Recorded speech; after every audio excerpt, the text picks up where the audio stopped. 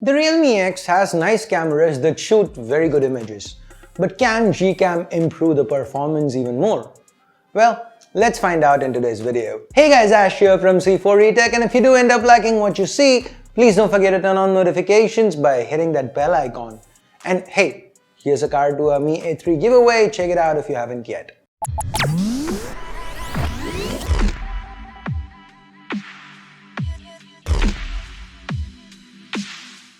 So development for GCam on the Realme X is still at an early stage, so expect a few bugs here and there. We tested out the most stable build that we could get our hands on, but even that had a few issues with portrait mode and HDR in general. But it still brought about improvements in certain key areas, which is why we're doing this video. So let's go ahead and take a look.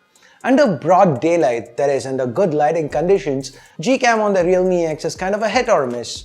When it gets things right, like here with this image of the flower, you can see that it captures a lot more detail than the stock camera app. However, sometimes it does tend to overexpose the pictures a bit, like the clouds in the sky here. Overall, under bright light, the stock camera app tends to be more consistent with saturation and dynamic range, like we see in the leaves of the tree here. The default camera app manages to bring out so much more detail from the shadows.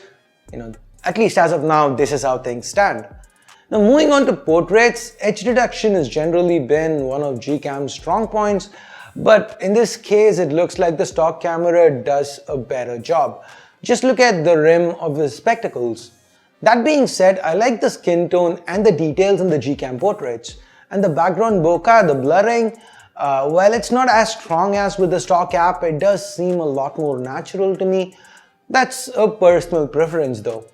With selfie portraits and even the selfie camera, the regular shots, GCam seems to be a work in progress. The stock camera app performed better. So far, with the exception of portraits, the stock camera has been more or less better than GCam. So why even bother with this video? Welcome to the low light section of this video. The stock app's Nightscape does quite well here, but when it comes to really dark conditions, GCam's night sight is a whole lot better. These images are not just brighter and more detailed, they also have lesser noise. Do note that GCam does take more time to shoot a picture, so you need to be a little steady with your hands, else there is a chance that the image can turn out blurry. So wrapping this one up, Realme has done a really good job here fine-tuning the 48 megapixel Sony IMX586 sensor, and in most cases the result is quite close or even better than GCam.